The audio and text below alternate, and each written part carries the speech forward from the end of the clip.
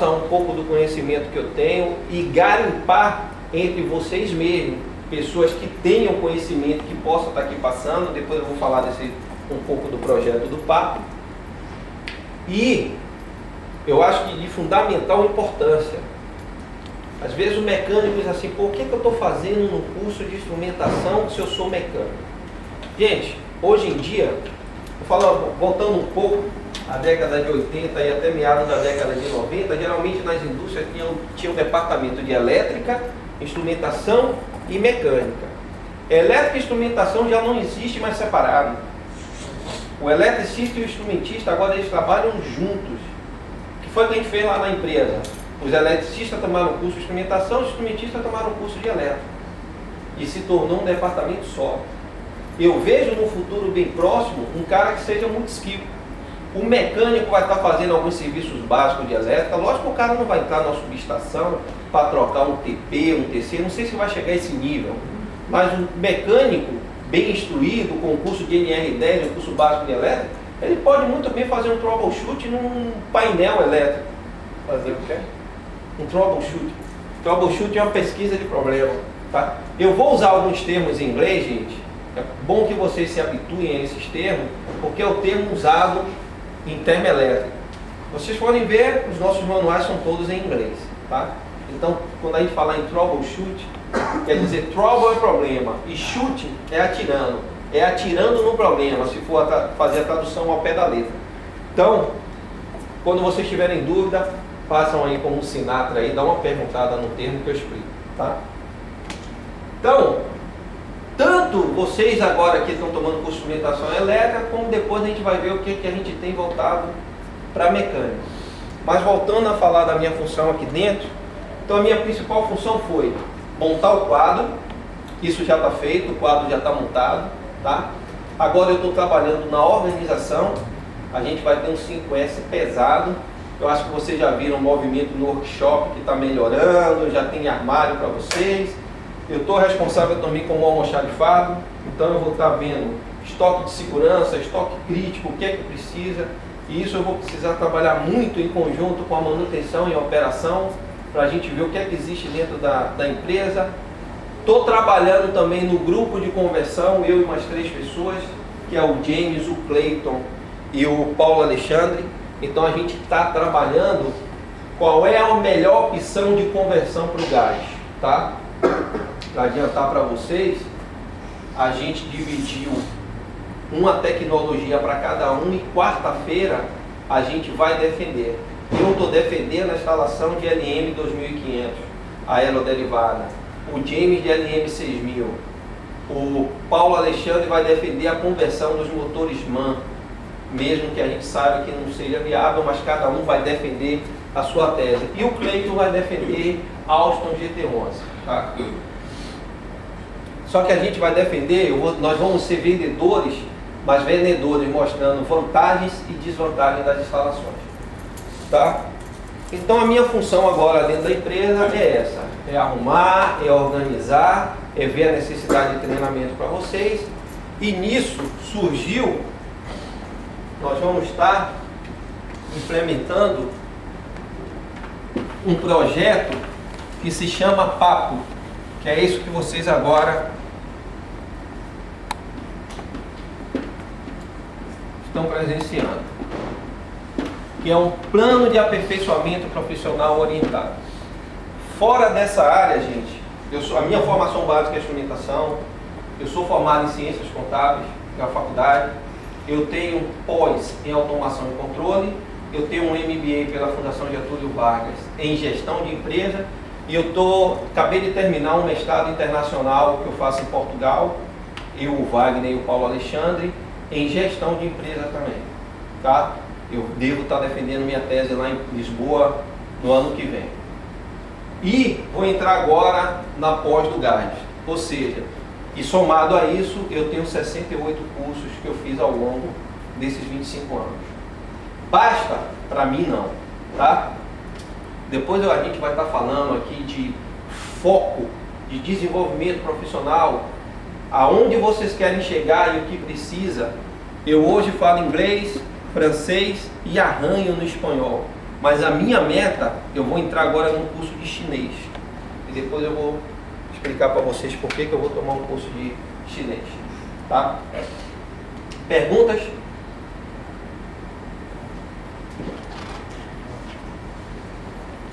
Pergunta só sobre eu gostaria de saber se vai ter certificado. Vai ter certificado no curso. Tá bom? O curso vai ser certificado. Falando um pouco do papo agora, que é o Plano de Aperfeiçoamento Profissional Orientado, a minha defesa de tese em Portugal é sobre esse assunto. Que é basicamente o quê? Eu já venho há 25 anos trabalhando. Então, eu tive experiência em várias funções e em tipos de empresa diferentes. Tá? Empresa química, empresa de geração. E o que eu tenho observado é, vocês viram que a formação de vocês aqui basicamente não é técnica. O ideal que eu tivesse dentro da indústria eram pessoas formadas em mecânica, elétrica e instrumentação e controle. Mas geralmente a gente não consegue. Então aqui tem professores, tem pessoas que só têm um segundo grau científico. E geralmente as empresas, principalmente as brasileiras, querem reduzir folha de pagamento. E com isso pegam profissionais que não estão voltados àquela realidade. E aí coloca lá para trabalhar. Aí vem um cara lá dos Estados Unidos, chega aqui, fica 2, 3 semanas, falando para vocês sobre turbina, vira as costas e diz, ó, estão preparados para operar. Vocês acham que vocês estão preparados para operar e manter? Não. Primeiro que quem não é da área técnica já tem um pouco de dificuldade em entender o que o cara está querendo passar de baixo. Porque para você entender um pouquinho de como a termoelétrica funciona, você tem que ter conhecimento de termodinâmica. E conhecimento de termodinâmica, quem não fez um curso voltado para isso aqui, e principalmente para isso aqui, não vê termodinâmica na escola. Então, alguns conceitos que são primordiais para entender como é que uma termoelétrica funciona, o cara não passa nessas 3 semanas. Subentende-se que vocês estão preparados para absorver o conhecimento que ele está passando. E muitas vezes não está. E às vezes quem é da área também entra boiando, entra voando. Tá? Aí o cara chega aqui, passa as 3 semanas e diz, ó, o pessoal está preparado, bota lá para operar. E aí o que é que acontece? Acontece um monte de manobras erradas, feitas pela inexperiência da gente no início, tá? E não pense que por eu ter 17 anos de experiência numa empresa, quando eu entrei na termoelétrica, não me ferrei não, me ferrei. Era um mundo totalmente diferente, eram conceitos diferentes.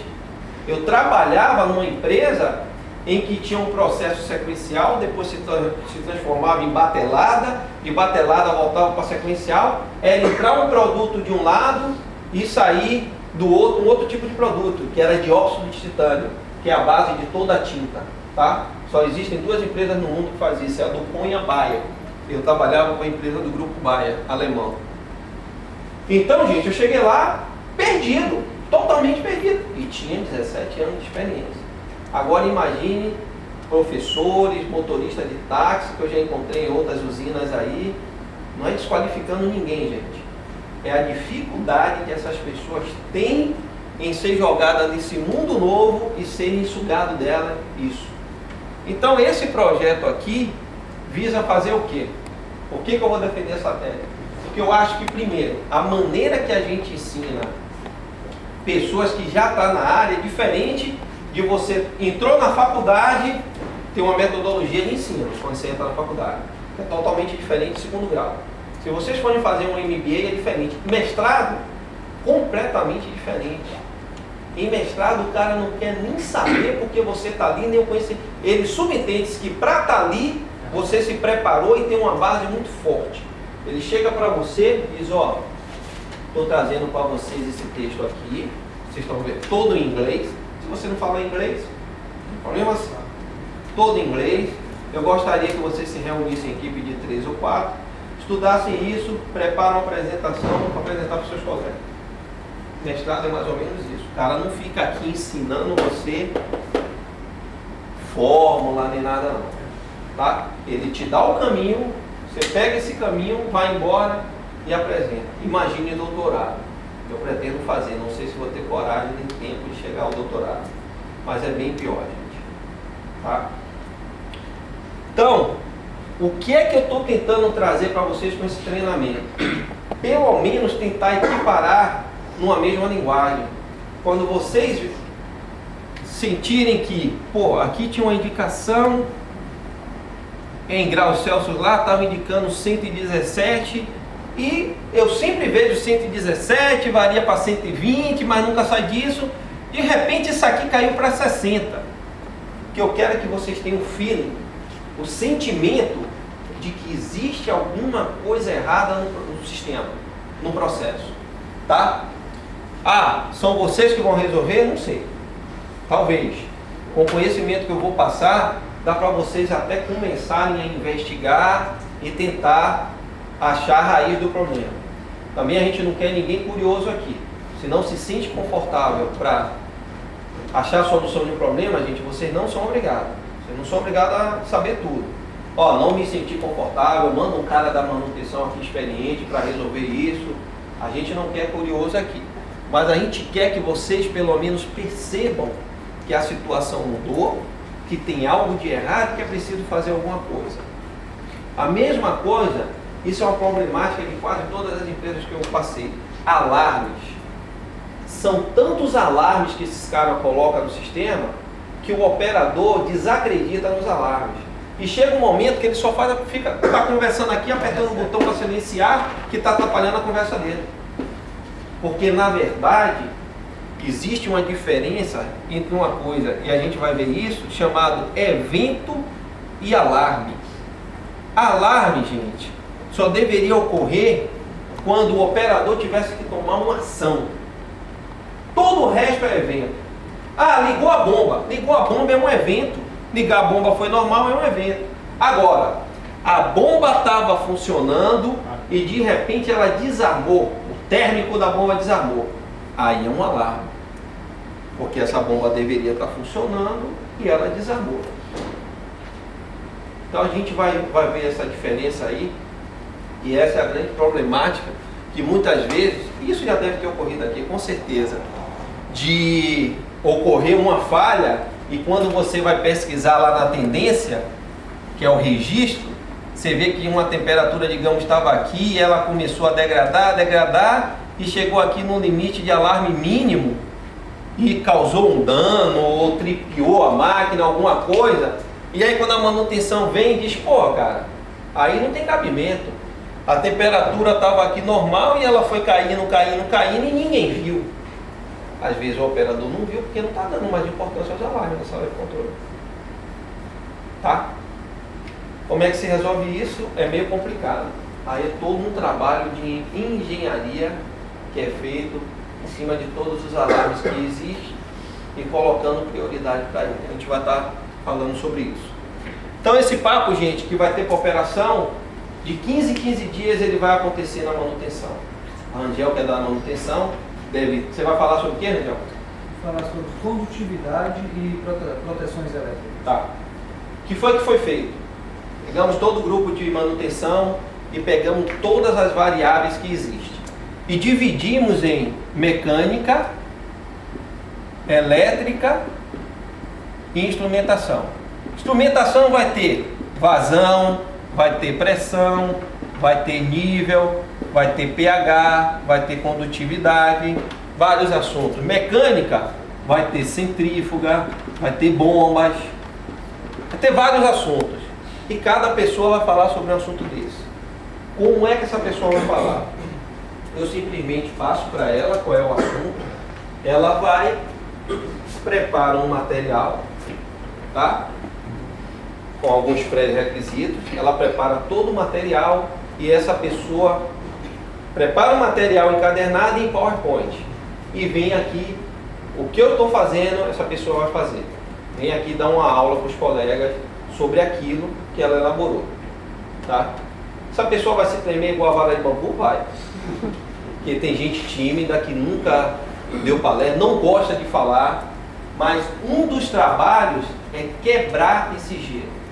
Quem se aprende na faculdade, se vocês montam uma equipe e tem que se apresentar, vocês vão ter que fazer isso. Então o melhor local para a gente quebrar o gelo é aqui, tá? E aí vai estar sendo observado não só esse conteúdo, que lógico, pessoa que nunca falou sobre condutividade, vai ser complicado, que ela não domina um assunto e ainda está aqui na frente, para dar um treinamento. Aí imagine vocês que eu nunca vi condutividade na frente e vou ter que falar. E o intuito é esse. Porque a experiência que eu vou ter diversificada dentro da sala de aula, vão surgir perguntas que vai enriquecer o tema e aquilo se torna um fórum de discussão. E é aí que a gente enriquece conhecimento. É da manutenção, mas está aberto, vai estar sendo avisado a quem quiser da operação participar, tá? Ah, pô, eu gostaria de aprender mais sobre pressão, não me sinto confortável. Ver qual é o dia, vou estar passando o calendário, agora que todos vocês têm e-mail, vou estar passando o calendário com as datas, tá? No dia de pressão, ó Zé Maria, ó Joaquim, gostaria de participar lá, cara, dá para eu ir aí, e aí um colega meu vai em outra variável. Dá para a gente fazer tudo, tá? E o intuito disso é criar uma equipe homogênea, tá? É equiparar o conhecimento, ok? Então agora eu vou distribuir um testezinho. Eu quero saber o conhecimento, coisa fácil. Vou dar 30 minutos. Gente, responde do jeito que vocês souberem responder. Se não souber responder, deixa em branco. Isso aqui não vai dar eu ter capacidade depois de medir o conhecimento que eu passei para vocês, tá? Isso aqui é apenas para eu saber o que vocês hoje dominam na área de instrumentação.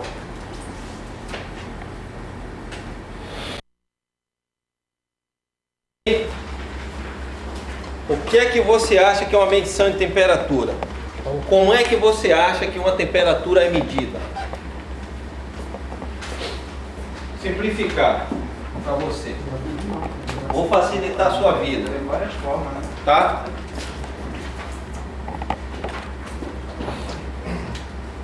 Tem um tanque qualquer, tá? Lá no campo. Preciso medir a temperatura desse tanque X. Tem aqui, que você entende lá como... Você chama isso aqui de quê? Você chamaria de quê? Esse sensor que está medindo a temperatura aqui? Termômetro. Termômetro. Já ouvi termopar. O que mais? Já ouvi PT100. Me explica, Charles, como é que esse pedaço de metal colocado aqui dentro desse tanque indica lá na sua telinha bonitinha, na sala de controle lá com o seu tecladozinho bonitinho, o mouse, tudo mais. Como é que isso me chega aqui 60 graus Celsius? Explica aí para os seus colegas aí. Ele é constituído... Pode ser o termopar? O que você quiser. Contanto que a temperatura chegue lá. O termopar ele é constituído de dois tipos de metais. Que ele pega essa temperatura do tanque. Isso vai ser transformado em uma milicorrente. Que vai ser transformado pelo... esse aparelhinho que eu não lembro o nome. Que vai de 4 a 20 mA. Milicorrente, aí tem um aparelho Vai ser o, que faz o que esse aparelho? Transformador. Aparelho transformador. Aí vai chegar o sinal para mim na IHM, o sinal de temperatura já. Esse aparelho transformador, transformar tem que transformar de algo em alguma coisa. Transforma o que em o que? Esse transformador que você está me falando aqui? Isso é pulso, isso é... Ele transforma a milicorrente em um sinal digital. Transforma a milicorrente em sinal digital? Acredito que sim. Digital. Beleza. E aí, todo mundo concorda com o Charles aí? não. Digital é analógico, uma coisa assim. É digital ou analógico? Você não pode ficar em cima do muro. O muro de Berlim já caiu. Ou é um ou é outro. Analógico, então. Analógico? Tá. Vambora lá, quem é que concorda com ele? E quem não concorda, lógico, não pode dizer somente que não concorda. Tem que ter uma opinião diferente. Paulo, vamos falar um pouco sobre isso aí. Eu acredito o seguinte: esse termopar, ele gera um sinal analógico. Aí vai para um equipamento chamado transdutor, que transforma esse sinal analógico em digital. Peraí. O termopar gera analógico, não é isso?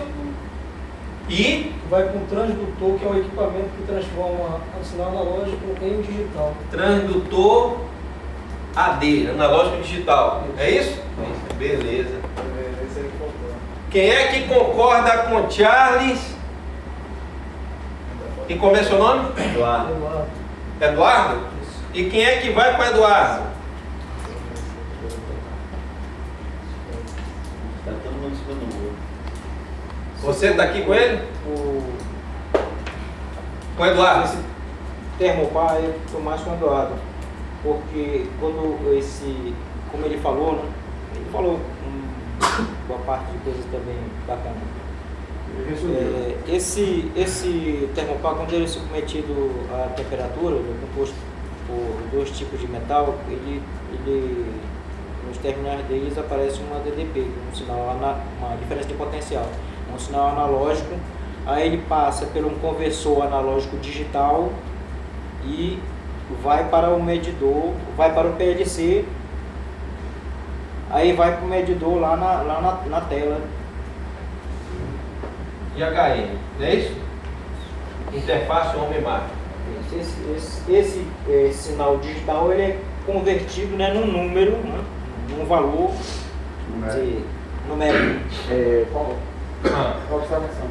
Com a minha pouca experiência em instrumentação, eu tenho notado que alguns termopares ele tem isso, por exemplo, de 0 a X temperatura. Beleza? Aí que eu vi isso, acho que ninguém falou isso.